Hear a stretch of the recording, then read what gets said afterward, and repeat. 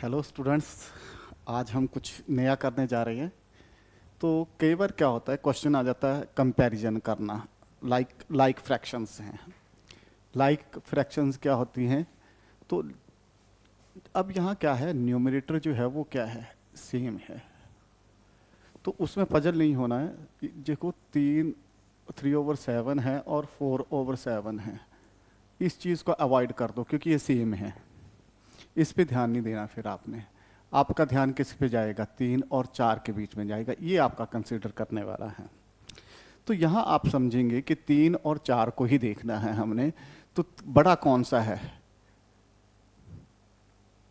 बड़ा कौन सा है? 4 बड़ा है और 3 कम है। तो इसको बोलते हैं, जब ऐसे स्थान लिख दिया तो इसका मतलब ये कम है, लेस देन, कम है। ठीक है, हिंदी में कम है कहेंगे। तो क्या है, 3 जो है वो 4 से कम है। तो इस तरह के क्वेश्चन में कई बार बच्चा पजल हो जाता है। तो पजल नहीं होना है, आपने सिर्फ ये देखना है, ये सेम होना चाहिए।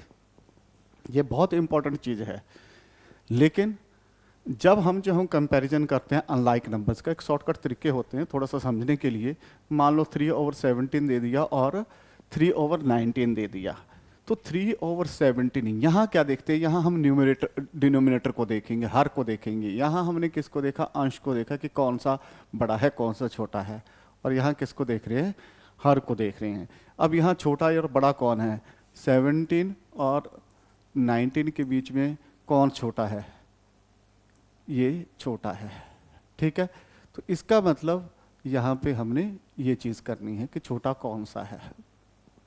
ठीक है, लेकिन ऊपर क्या है? ऊपर जो है ये सेम होना चाहिए, ये एक जैसा होना चाहिए। Then we will see only the denominator. ठीक है, अब अगला क्वेश्चन आ जाता है कि write 1/16, 2/3, 1/3 in ascending order. Ascending होता है बढ़ता क्रम।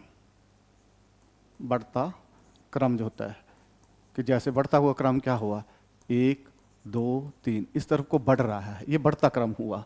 और ऐसे लिख रहे हैं 7 6 5, ये क्या हुआ? डिसेंडिंग।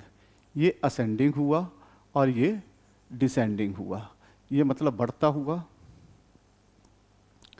ठीक है, ये बढ़ता हुआ क्रम हुआ और ये कम हुआ, घटता हुआ। कम मतलब घटता हुआ।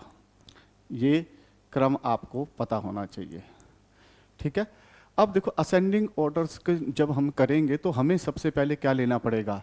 जो ये 3 नंबर दे रखे हैं 3 6 और 4, इसका क्या लेना है? एलसीएम। एलसीएम कैसे लेते हैं हम? 6 3 और 4। सबसे छोटा नंबर 2 लेते हैं, प्राइम फैक्टराइजेशन। ठीक है, ये आ गया 3। 3 को जो नहीं दिया हुआ उसको एज इट इज ही लिख देते हैं, जो नहीं डिवाइड होता। और यहाँ आ गया 2। फिर हमने 2 से किया, फिर 3 ऐसे ही लिख दिया क्योंकि ये डिवाइड नहीं हो रहे हैं, और ये 1। फिर उसके बाद 3 से 1/1, इसको प्राइम कहते हैं। तो अब देखो 2 × 3 कितना कितना बन गया? ये 12 बन गया। अब देखो यहाँ क्या दिया हुआ है? 1/6। अब ये 12 कैसे बन सकता है? 2 से मल्टीप्लाई करो, 2 से डिवाइड करो। 2/3 दे रखा है, तो क्या करोगे? 2 से इसको क्या करेंगे? 4 से मल्टीप्लाई, 4 से डिवाइड करेंगे, तब ये 12 होगा। हमने इसको 12 के बराबर करना है, इसको भी 12 के बराबर, इसको भी 12 के बराबर, इसको भी 12 के बराबर। अब देखो हमने लिखा 1/4, तो 4 कब होगा? जब 3 से मल्टीप्लाई और 3 से डिवाइड होगा। तो ये 12 12 होने चाहिए, जो हमारे किसके हैं? एलसीएम के बराबर हैं, इस 12 के बराबर हैं जो हमने ये निकाला है एलसीएम। ठीक है ना, इसके बराबर करने हैं ये। अब देखो क्या हो गया? 2/12, 8/12 और 3/12। अब देखो यहाँ क्या देखा हमने कि जब हमारे पास डिनोमिनेटर सेम होगा। अब देखो 1/6, ये क्या बना? 2/12। ये क्या बना? 8/12 और 3/12। अब इसको अगर हम सही सीक्वेंस में करेंगे तो देखो ये क्या हो गया? न्यूमरेटर क्या हो गया? That is same.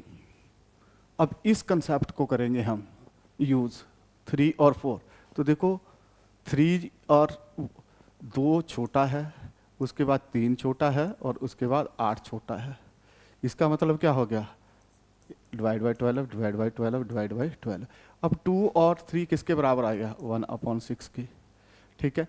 और उसके बाद 2/3, 2/3 यहाँ पे आ गया 2/3। इसका मतलब बीच में क्या बच गया अब, 1/4। तो ये हमारा आंसर बना फिर इसका। तो ये चीज़ हमें पता होनी चाहिए कि हम क्या चीज़ कर रहे हैं, कैसे असेंडिंग ऑर्डर बनेगा। अगर आपको ये क्वेश्चन समझ में आ गया तो इस तरह का कोई भी क्वेश्चन आएगा तो आप पेपर में बड़ी आसानी से कर सकते हैं। लेकिन ये चीज़ ध्यान रखना है आप लोग कि आपको पता होना चाहिए कि क्या चीज़ होनी है, ठीक है।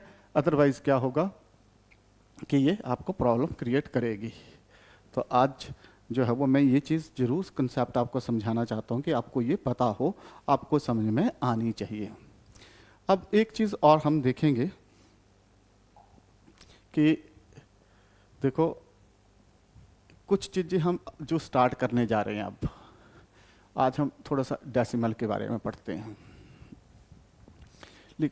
तो डेसिमल में देखो कई बार क्वेश्चन आ जाता है पेपर में कि 9.8। अब 9.8 पे कई बार बच्चा ना सीधे यू करके गड़बड़ कर जाता है। तो 9.8, उसके बाद 10 पॉइंट के नीचे पॉइंट रखना है 0.1 और 11.987। और अक्सर कई बार अच्छे अच्छे बच्चे भी गलती कर जाते हैं। ये चीज़ मैं आपको ज़रूर बताना चाहता हूँ, गड़बड़ कर जाते हैं।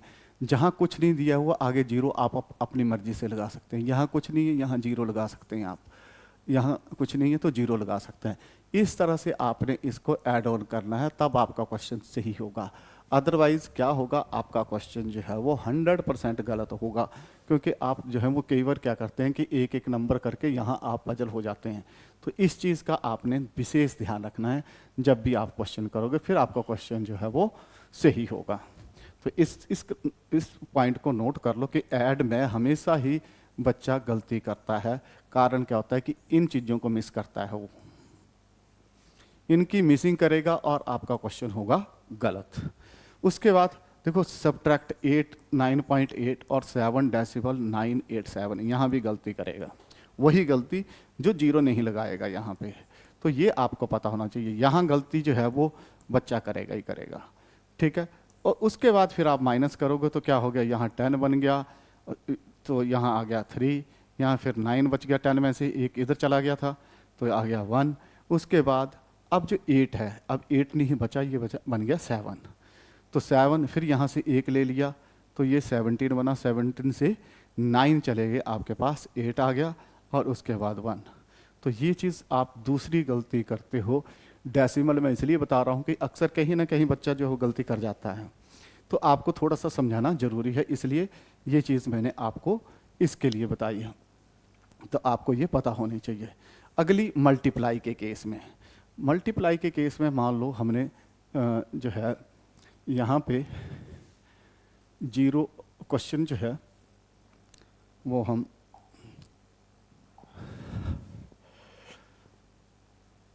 यहाँ क्वेश्चन दे दिया। मान लो कि हमने लिख दिया 0.1 इंटू 0.001। पहले तो इसको ही समझते हैं। या हमने लिख दिया 0, 1 और 0, 1। तो इसको कैसे मल्टीप्लाई करेंगे, 1 1 ज़ा तो 1 ही आएगा, उसके बाद तो कोई स्कोप ही नहीं है। तो इसको हम जो है वो शॉर्टकट, तो हम 2 डेसिमल होने चाहिए। तो ये 2 डेसिमल है, एक ये है एक ये है, तो हमने 0 लगा दिया अपनी मर्जी से और ये चीज़ इसका आंसर आएगा। लेकिन अगर प्रैक्टिकली भी हमें करना आना चाहिए कि क्यों हुआ ऐसा, 1 1 ज़ा 1, 1 0 0, ये तो कुछ भी नहीं रहा। उसके बाद 1 1 ज़ा, ये तो 0 ही रहा और ये भी 0 रहा, तो 1 0 0। अब डेसिमल एक ये है एक ये है, 2 प्लेसेस के बाद है, एक प्लेस यहाँ से बना और एक प्लेस यहाँ से बना। तो जब ये बना प्लेस तो इसको हम क्या कहेंगे, 1 2, 2 डेसिमल प्लेस। तो ये आंसर इस तरह से आने चाहिए हमें। अब यहाँ देख लो 1 1 ज़ा तो 1 ही होगा, लेकिन कितने प्लेस के बाद है, 1 2 3 4, 1 ये आ गया, 2 3 4। ये क्वेश्चन आपको अक्सर पजल करते हैं, तो यहाँ पे आपने पजल नहीं होना है। इसीलिए मैंने इसको ये लिखा हुआ है कि इसको जब हम मल्टीप्लाई करेंगे 9.8 10.11, तो ये कितना 1 8 9, उसके बाद 8 9, उसके बाद जीरो जीरो, उसके बाद 8 9, ये चीज़ आपको आनी चाहिए। अब 8 यहाँ पे आ गया, 17 0 9 9। अब देखो 1 2 3, 3 डेसिमल प्लेस के बाद ये आपका आंसर हुआ। और कई बच्चे यहाँ भी गलती करते हैं अक्सर। जो मैंने गलतियाँ देखी हैं, मेरा अनुभव रहा है कि कईयों को मल्टीप्लाई, डिवाइड ये चीज़ें नहीं आती हैं, तो ये आपको आनी चाहिए, क्योंकि यहाँ अक्सर बच्चे गलती करते हैं। ठीक है, तो ये चीज़ आपसे गलती नहीं होनी चाहिए। अब उसके बाद क्या गलती करते हैं बच्चे, वो चीज़ बताता हूँ मैं। डिवाइड का केस लेते हैं अब हम। तो डिवाइड के केस में क्या होगा, अब देखो 12 है, 12 डेसिमल 5 डिवाइड बाई 5। अब यहाँ आपको डेसिमल को अगर ख़त्म करना है तो आपको पता है कि डेसिमल को ख़त्म करने के लिए 1 से करते हैं। अब आगे कितने अंक है, 0.5 है, तो यहाँ 0 लग जाएगा। ये कंसेप्ट है, 0.5 तो ये ख़त्म हो गया तो 5/10 बन जाएगा। तो जब जो है वो इसको हम ख़त्म करेंगे तो देखो 5 तो दे रखा है, लेकिन डेसिमल की जगह 1 आ गया, और जितने अंक होंगे, जितने ये डिजिट्स होंगे, उतनी हमने 0 लगा दी। तो रियल वे में ये इतना बना। अब यहाँ हम गलती करते हैं। ठीक है, तो ये हमें पता होनी चाहिए कि हम ये जो है 50 बन गया। अब जब 50 बन गया तो इसको सॉल्व करना आना चाहिए। ठीक है, तो कई बार क्या होता है कि हम लोग ना इसी पे गलती कर देते हैं, और यही चीज़ हमारे लिए जो है वो प्रॉब्लम क्रिएट कर देती है। तो अब देखो इसको सॉल्व करेंगे तो कितना आएगा, ये चीज़ आपने सॉल्व करके देखनी। अब आपको सीधा इसे समझ में आ जाएगा। 125 50 से कर लो, 2 से चला गया तो ये कितना आ गया, 100 आ गया। अब जो है ये माइनस हो जाएगा, ये 25 आ गया।